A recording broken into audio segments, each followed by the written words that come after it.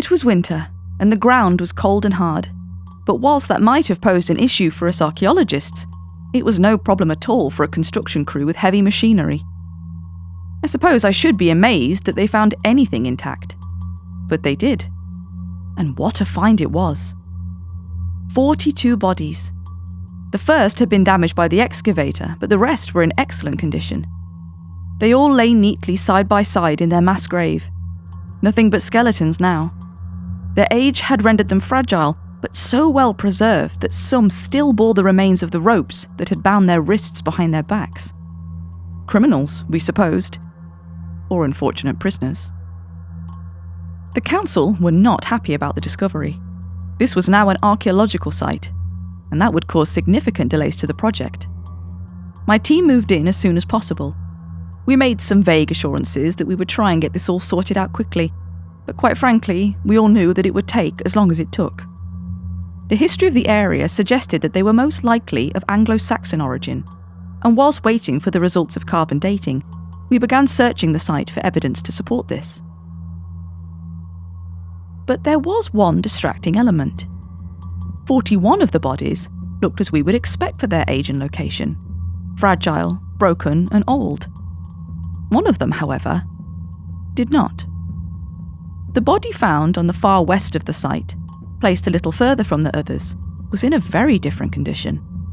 Rather than being a skeleton, he, for it was indeed male, was mostly mummified, his taut skin a steely grey, with eyeless sockets and a twisted mouth.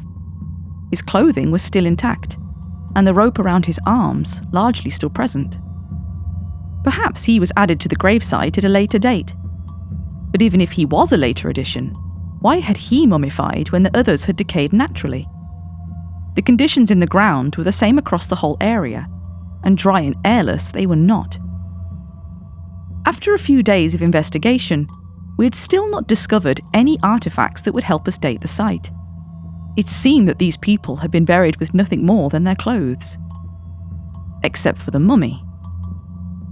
Whilst conducting a careful examination of his body, Lindsay, one of our team members, suddenly called me over.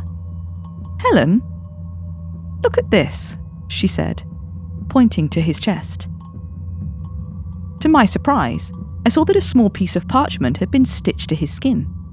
There was a phrase heavily inked on the scrap. How on earth has any of this survived? I wondered out loud. I peered closer at the writing. That looks like Old English. Lindsay nodded her agreement. So it is a Saxon site. I guess so, I said, or he's Saxon at any rate.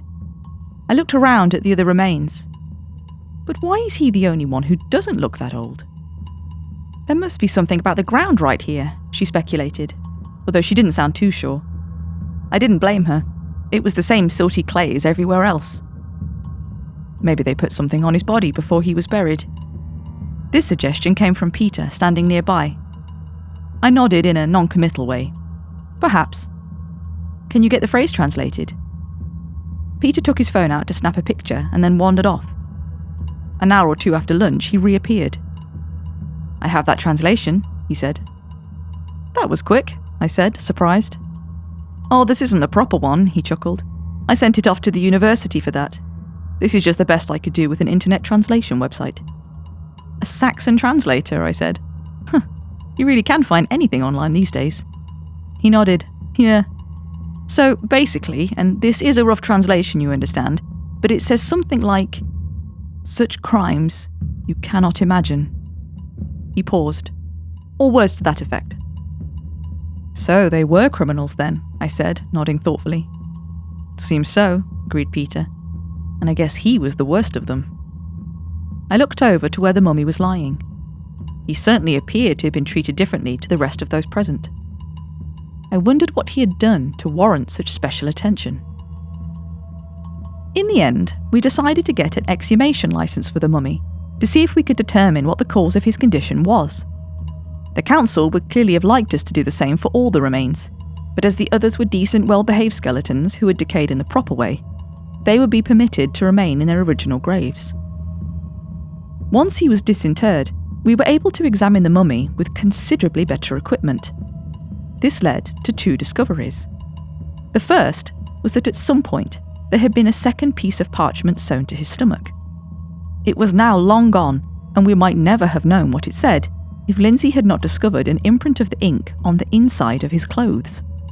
It was reversed and in terrible condition, but I still sent her off with Peter to see if they could get any kind of translation from it. The second discovery was that the mummy's lungs were filled with dirt, which likely meant that he had been buried alive. Nightmare fuel right there. What we did not find, however, was any explanation of why he had mummified. Chemical tests of the surrounding soil and of his skin showed nothing that could explain it. I found myself wondering if we would ever know. A few days later, I got a 4 a.m. phone call from the university, where the mummy was temporarily stored. Very temporarily, as it turned out. He was missing. "It's been stolen," I repeated, after receiving the news. Peter, who had arrived before me, said, It must have been. The staff assured me that it wasn't moved, so it couldn't have been misplaced." I pressed the heels of my hands against my eyes for a few moments. "Have the police been informed?" Peter nodded. I looked over at the table where, until this morning, our archaeological mystery had been lying. Now there was nothing there but a piece of ancient rope. I walked over to it. "Why would they cut his arms free before stealing him? It's not like it would make him easier to take," I said. Peter didn't have an answer. He looked downcast for a moment, and then suddenly said, "Oh, by the way, we managed to get the words off the clothing. I don't suppose it makes much difference now, but I had another go at translating them, if you want to hear." I shrugged, defeated. "Sure."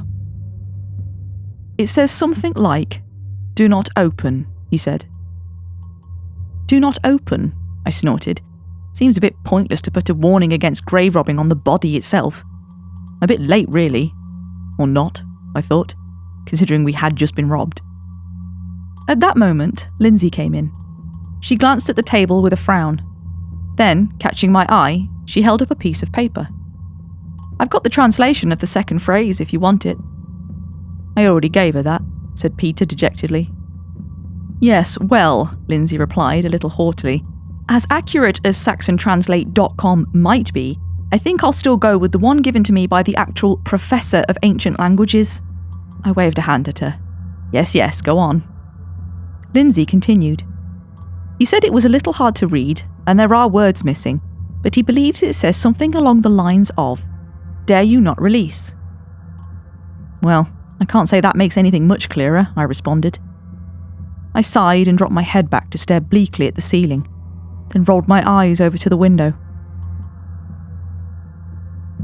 The sensation that ran through me was like freezing water on my skin.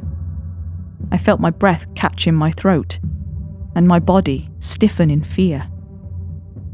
There was a face at the window. A steel grey face with taut skin, empty eye sockets, and a twisted mouth. Lindsay touched my arm, which made me cry out and stare at her in horror. "Good Lord," she said, "are you all right?" I sprang over to the window, and with my hands pressed against the glass, I scanned the street outside.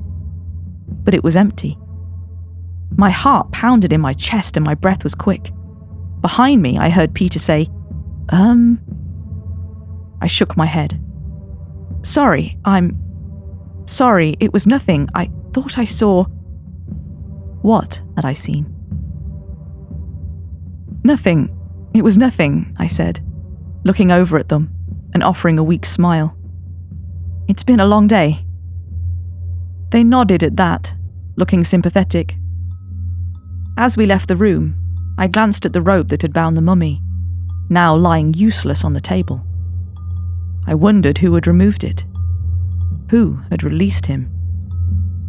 I shuddered. Such crimes, you cannot imagine.